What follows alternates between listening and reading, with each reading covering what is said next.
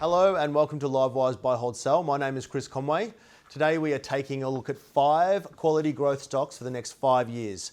These are small caps, so they're not set and forget, but for those willing to go on the ride, this episode is for you. To do that, we're joined by Emanuel Datt from Datt Capital and Yeoh from OC Funds. Aaron, I'll come to you first. We're going to start hot. We're going to start with Macquarie Technology Group, previously Macquarie Telecom. MAQ provides cloud, data centre and cyber security services. Buy, hold or sell for you? Chris, Macquarie Technology is a buy from our perspective. It's a founder-led business run by David Tudorhope. Him and his family still have significant skin in the game and are heavily aligned with shareholders. 50% of the business is in the data centre space. From our perspective, we're seeing really strong structural growth demand at the moment, driven by both demand for cloud computing, but on top of this, generative AI is really the next leg of growth and has barely scratched the surface. The business is well capitalised as well, following a recent capital raise, and we think we'll be able to help fund the next leg of growth for the business too. There's some upcoming catalysts with the stock too. They're almost due to announce the builder for their upcoming data centre at the Macquarie Park campus. We think after this, they'll probably announce some new customer wins and potentially land acquisitions, which will further drive the earnings growth for the business. Emanuel, the stock is up around 24% so far this year. Buy, hold or sell for you? It's a sell for me. Yep. And why that is, I believe that the company is being priced as a growth stock, despite fairly anemic bottom line growth, I would say. So growth, at the NPAT level, for instance. However, also we recently saw the acquisition of a data centre from another REIT company, and we thought the cap rate of 3.6% was very aggressive evaluation. It was 36% over the book value, and we feel that just the sort of structure of the financing probably wasn't conducive to long-term shareholder returns, given about half the transaction was actually financed by the vendor themselves at a pretty hefty sort of 7% plus CPI increases. It seems a bit in the too hard basket for us. Yeah, I like it. A little bit of disagreement to start. We love that on buy, hold, sell. That's what makes a market.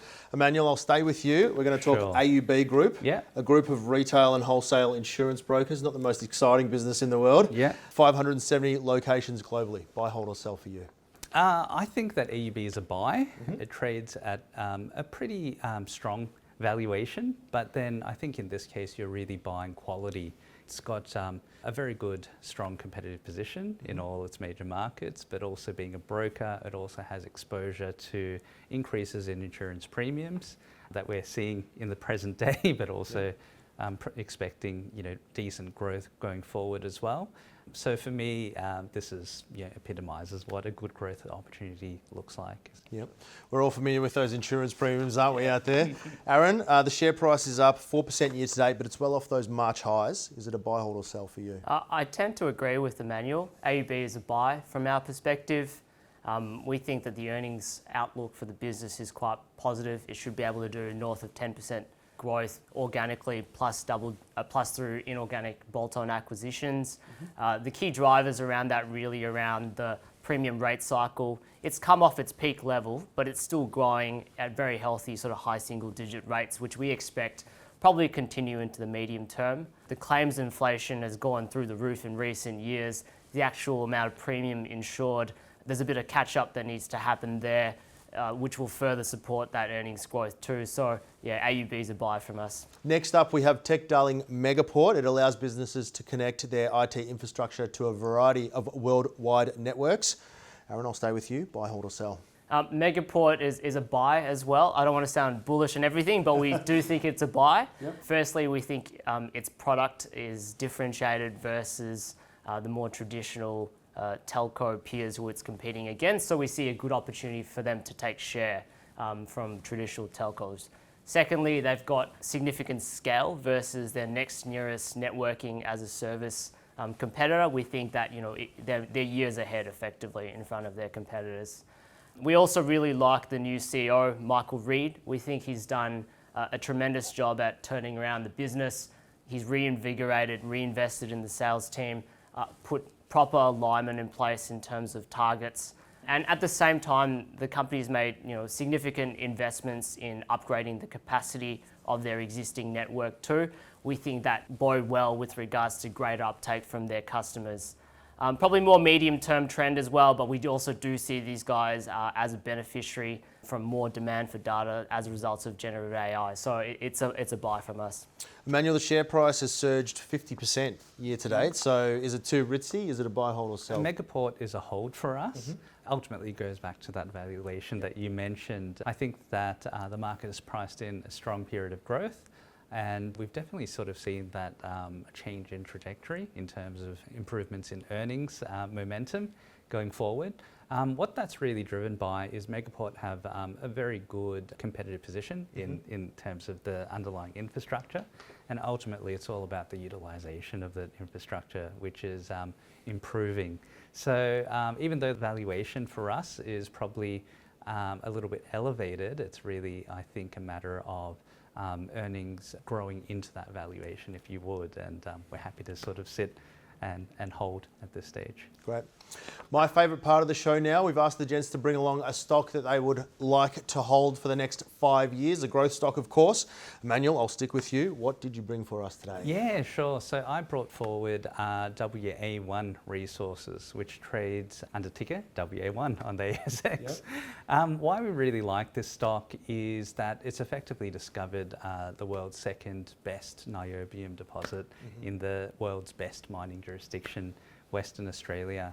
For those that don't know, niobium is an extremely rare critical metal. It's listed as a top 3 strategic sort of critical metal by all major Western nations these days. It's used primarily in steel, however, with evolving applications in battery technology, fast charging technology in particular.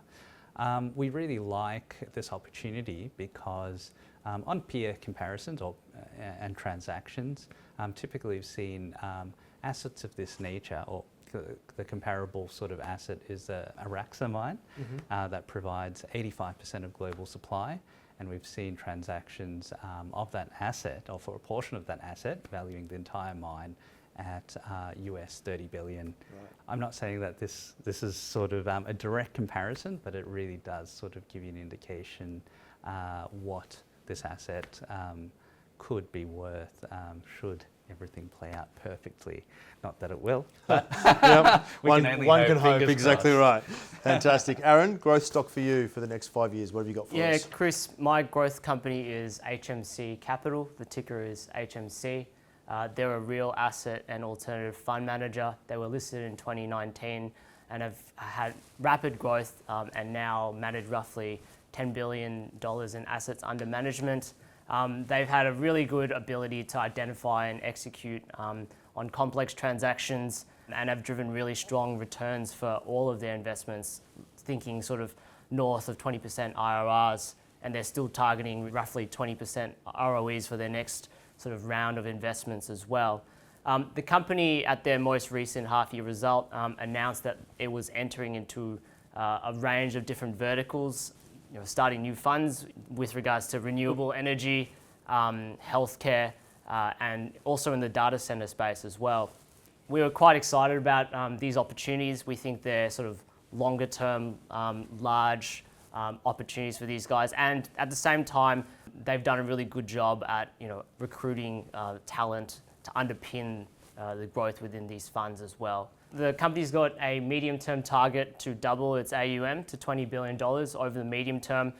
We think the market is underestimating the time frame to get there. We think HMC can grow well north of 20% per annum over the sort of next 3 to 5 years. So yeah, strong buy from us. Fantastic. Thank you, gentlemen. Well, that's all we have time for today. If you enjoyed that episode of Buy, Hold, Sell, make sure to give it a like. And don't forget to follow our YouTube channel because we're adding lots of great content every single week.